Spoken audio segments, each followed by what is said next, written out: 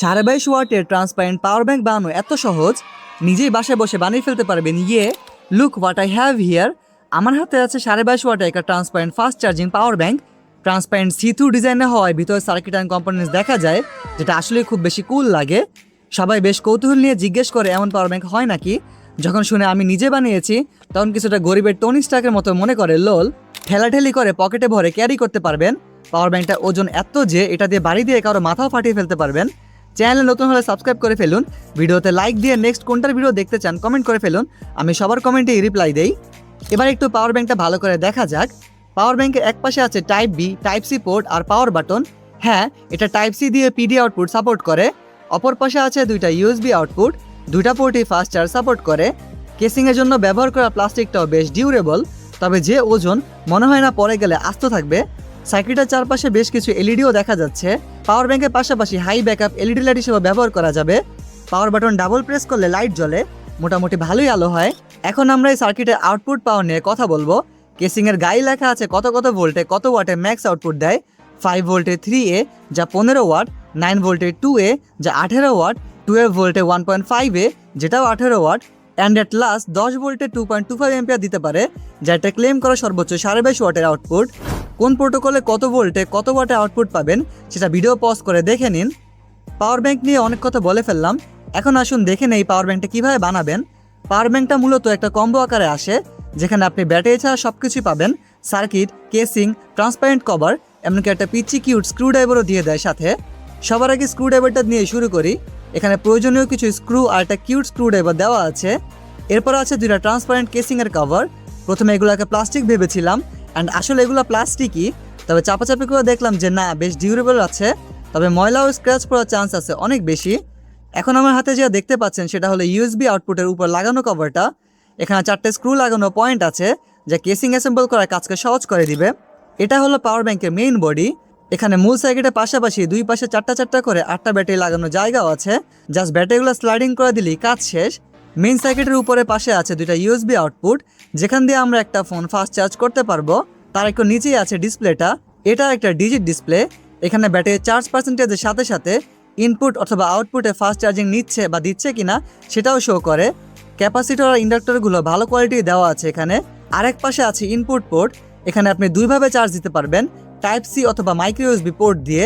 Micro ইউএসবিতেও fast charging support করে। সর্বোচ্চ 18 ওয়াটের ফাস্ট চার্জিং ইনপুট নেয় এটি।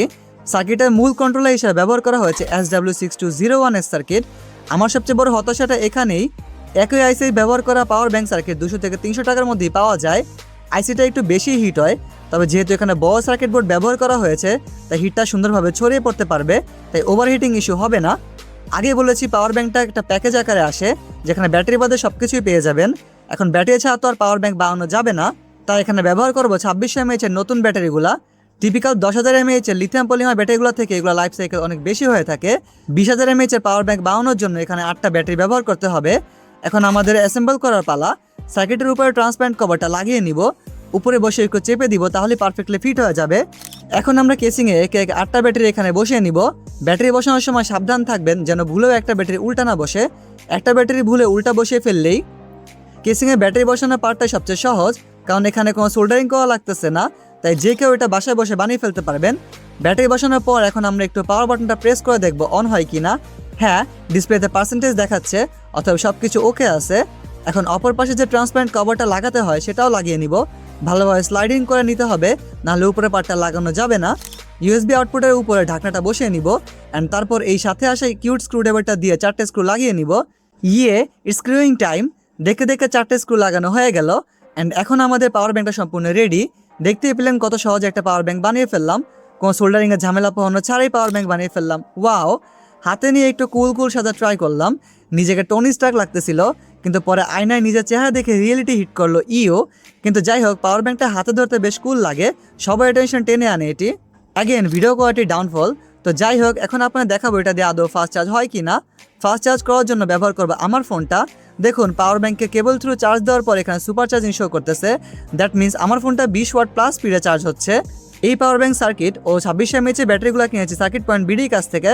তাদের কাছে আর্ডিনো, ইএসপি, রোবোটিক্স যন্ত্রপাতি সহ আরও বেশ কাজের মডিউলার ডিভাইস পেয়ে যাবেন। এই ছিল পাওয়ার ব্যাংকটা কমপ্লিট রিভিউ, সবকিছু দেখিয়ে ফেললাম। তবে সবচেয়ে বড় কষ্টের জায়গাটা হচ্ছে অপারেটিং আইসিটা। এত দামি একটা পাওয়ার ব্যাংক সার্কিটে কীভাবে যে SW6201S চিপসেট ব্যবহার করে তা আমার মাথায় আসতেছে না। আপনাদের জন্য আমার স্ট্রংলি সাজেশন থাকবে যে এই ট্রান্সপারেন্ট কেসিংয়ের সার্কিটগুলো IP5356 আইসির ভার্সনেও পাওয়া যায়, ওগুলো অর্ডার করবেন। ওগুলো সব প্রোটোকল সাপোর্ট করে, প্লাস হিটিংও কম হয়। আজকের ভিডিও এই পর্যন্তই, দেখা হবে অন্য একটা ভিডিওতে। টাটা। হ্যালো ভাই, আপনি কি করছেন? ভাই আমি তো পাওয়ার ব্যাংকটা চার্জ দেওয়ার ট্রাই করতেছি, বাট এটা তো চার্জ হইতেছে না।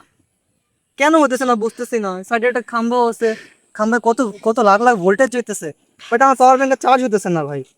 বুঝতেছি না কি হইতেছে। কাছে রাখলে কি চার্জ হবে?